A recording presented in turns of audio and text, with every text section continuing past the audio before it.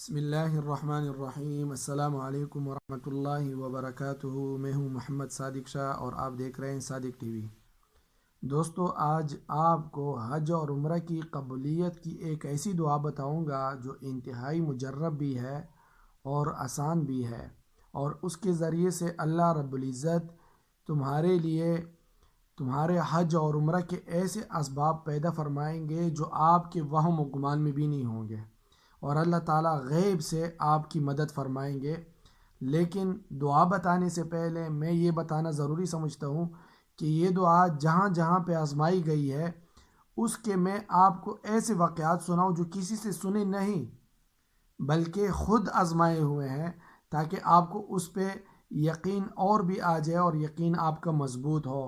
لیکن جیسے آپ کو پہلے بتایا گیا ہے کہ ہر دعا اور ہر عمل کے لیے ضروری ہے کہ آپ نمازی ہو۔ یہ نہ ہو کہ نماز تو آپ پڑھتے نہیں اور کوئی دعا آپ اٹھا لے کہ بھائی اس سے میری حاجت پوری ہوگی، میری ضرورت پوری ہوگی۔ آپ کا نمازی ہونا ضروری ہے۔ سب سے پہلے یہ دعا مجھے کیسے پتہ چلی؟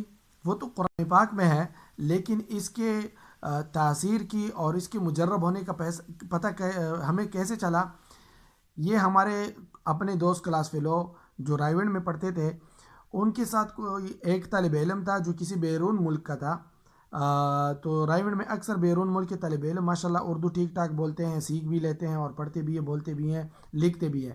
تو وہ اپنے ویزے کے جو ہے رینیو کرانے کے لیے وہ گئے اسلام آباد ایمبیسی میں، اور پھر وہاں پہ جو ویزے والا بندہ تھا جو ایمبیسی میں تھا، اس نے اس طالب علم سے کچھ مسائل پوچھے حج کے بارے میں، جو وہ حج پہ جا رہا تھا۔ یہ حج کے ایام قریب تھے، وہ حج پہ جا رہا تھا۔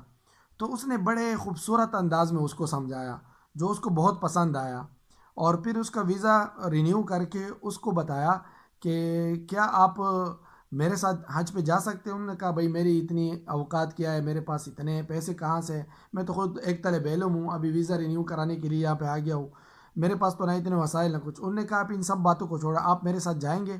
تو انہوں نے کہا کہ میں پھر بھی اپنے اختیار میں نہیں ہوں، میں تو اپنے استاذوں سے اجازت لوں گا، وہ مجھے اجازت دیں گے نہیں دیں گے۔ تو انہوں نے کہا کہ وہ اجازت بھی میں دلوا دوں گا، کوئی مشکل نہیں، آپ صرف یہ مان جائیں کہ آپ میرے ساتھ جائیں گے تاکہ آپ مجھے صحیح طرح حج کرا لیں۔ اس کے بعد انہوں نے کہا ٹھیک ہے۔ پھر وہ رائیونڈ آیا، وہ بندہ ایمبیسی والا، اور ان کے استاذوں سے ملا کہ بھائی یہ بندہ میں اپنے ساتھ حج پہ لے کے جانا چاہتا ہوں۔ تو انہوں نے کہا بھائی آپ اس کو کیوں لے کے جا رہے ہو؟ اور بھی بہت سے ایسے طالب علم ہیں۔ انہوں نے کہا بس اسی کو میں نے لے کے جانا ہے، یہ مجھے پسند ہے۔ بہرحال استاذوں نے ان کو چھٹی دی اور پھر وہ ان کے اسباب پیدا ہوئے۔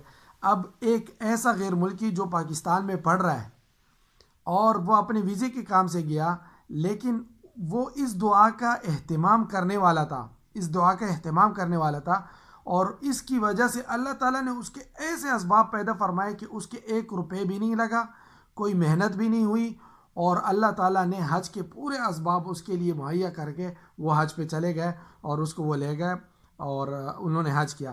جب ہمیں اس واقعے کا پتہ چلا تو ہم نے بھی اس کو پڑھنا شروع کیا، اور اللہ تعالیٰ نے ہمیں یہاں پہ پہنچایا، اور الحمدللہ ہم یہاں پہ ابھی تک ہے۔ لیکن اپنی ذات تک تو ٹھیک، اس دعا کو میں نے اپنے گھر والوں کو بتایا تو ان کے بھی ایسے وسائل پیدا ہو گئے جو بہت ہی معمولی وسائل میں ہم نے ان کو یہاں پہ بلایا، انہوں نے بھی حج کر لیا۔ اور انہوں نے کیسے حج کر لیا؟ پھر ان کو میں نے بتایا کہ اللہ تعالیٰ نے آپ کو سعودیہ میں لے آیا، تو آپ اب دعا کریں کہ اللہ تعالیٰ حج بھی ہمیں ایسے طریقے سے کرائے کہ جس میں ہمیں کوئی مشقت نہ ہو۔ چنانچہ یہاں پہ لوگ سمجھتے ہیں کہ جو سعودیہ میں رہتے ہیں وہ تو ویسے ہی حج کر لیتے ہیں، وہ بھی زیادہ پیسہ خرچ کرتے ہیں، یہاں پہ پرمٹ لینا پڑتا ہے۔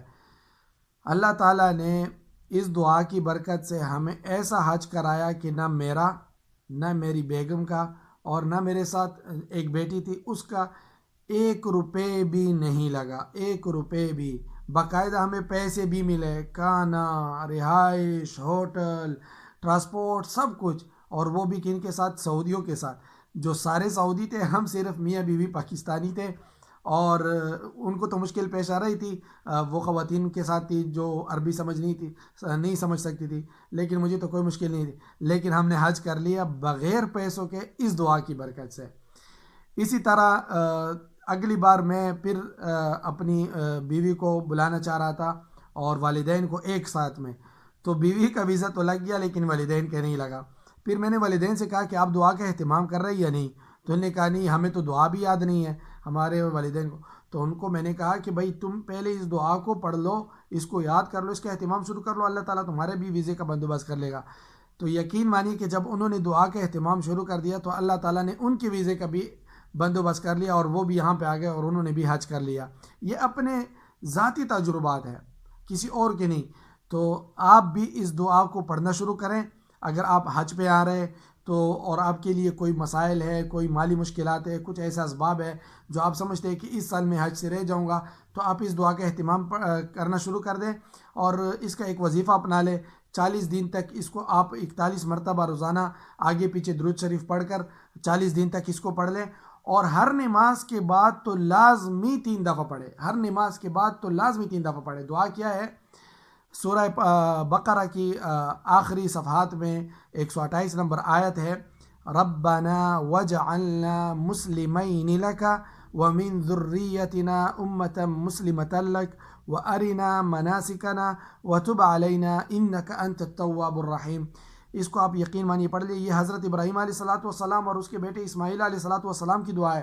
جب انہوں نے خانہ کعبہ کو بنایا تو خانہ کعبہ بنانے کے بعد انہوں نے اللہ تعالیٰ سے مانگا، ربنا وجعلنا مسلمین لک، یا اللہ ہمیں اپنا فرمانبردار بنا دے، ومن ذریتنا، اور ہماری اولاد کو بھی امۃ مسلمۃ لک، ایسی امت، ایسی جماعت جو آپ کی تابعدار ہو، فرمانبردار ہو، وارنا مناسکنا وتب علینا، اور ہمیں دکھا دے مناسک، حج کے مناسک بتا دے، ہمیں سمجھا دے، وارنا مناسکنا وتب علینا، اور ہماری طرف توجہ فرما، انک انت التواب الرحیم، بے شک تو توجہ کرنے والا اور جو ہے توبہ کو قبول کرنے والا اور رحمان ذات رحم کرنے والا ذات ہے۔ تو اس دعا کو پڑھیں۔ ویڈیو کے آخر میں آپ کو اس کا جو ہے وہ دعا مل جائے گی، تو آپ اس کو لازماً پڑھیں روزانہ، ہر نماز کے بعد تو 3 دفعہ لازمی پڑھیں۔ آپ کے کیسے بھی حالات ہو، کچھ بھی پیسہ نہ ہو، اللہ تعالیٰ آپ کا ایسے غیب سے مدد فرمائے گا کہ آپ کے وہم و گمان میں بھی نہیں آئے گا۔ اور اگر آپ اس سال پہ آ رہا ہے تو اس کو تو اور اہتمام سے پڑھیں تاکہ اللہ تعالیٰ دوسری رکاوٹیں بھی ختم فرمائے۔ امید ہے آپ کو یہ ویڈیو اچھی لگی ہوگی۔ اگر ویڈیو اچھی لگی تو اس کو لائک کریں، شیئر کریں، اور میں نے چینل صادق ٹی وی کو سبسکرائب کریں۔ انشاءاللہ ملتے ہیں پھر کسی ایک اور ویڈیو میں، تب تک کے لیے اجازت، اللہ حافظ۔